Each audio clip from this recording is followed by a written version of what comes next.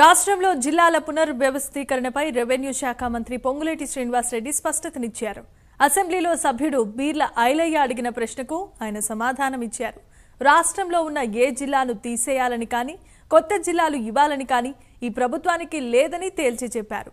Makthal, Atmakur revenue డివిజన్ల ఏర్పాటు, ఆలేరు నియోజకవర్గంలో కొత్త మండలం ఏర్పాటు సాధ్యాసాధ్యాలను పరిశీలించామని కలెక్టర్లను ఆదేశిస్తామన్నారు.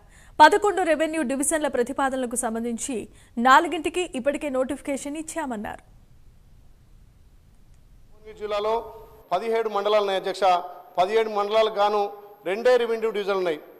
మా ఆలేరు గత 20 సంవత్సరాలుగా రెవెన్యూ డివిజన్ కావాలని ఎన్నో పోరాటాలు, ఎన్నో ఉద్యమాలు చేసినా అక్కడ రెవెన్యూ డివిజన్కు ఆలేరు అనుకూలంగా ఉన్నా దాని గత ప్రభుత్వం పట్టించుకోలేదు అధ్యక్ష.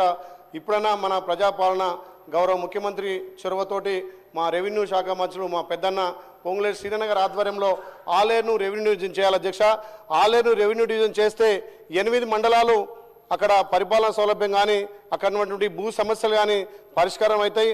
గౌరవ సభ్యులందరికీ ఏం చెప్పదలుచుకున్నది, ప్రభుత్వ పక్షాన ఏ జిల్లాని ఈ ప్రభుత్వం తీసేయాలని కానీ కొత్తగా ఏదో ఒక జిల్లా ఇవ్వాలని కానీ ఈ ప్రభుత్వానికి లేదు. ఉన్న జిల్లాలు ఏ ఒక్క జిల్లాని కూడా ఈ ప్రభుత్వం తీసేసే ఆలోచన లేదు. ఏవైతే రాష్ట్ర వ్యాప్తంగా ఇప్పటి వరకున్న 33 జిల్లాలు కానివ్వండి, 76 మండలాలు కానివ్వండి, 621 మండలాలు కానివ్వండి, 76 డివిజన్లు కానివ్వండి, రెవెన్యూ డివిజన్స్, ఆ డివిజన్స్ యాజ్ ఇట్ ఈజ్గానే కంటిన్యూ అవుతాయి.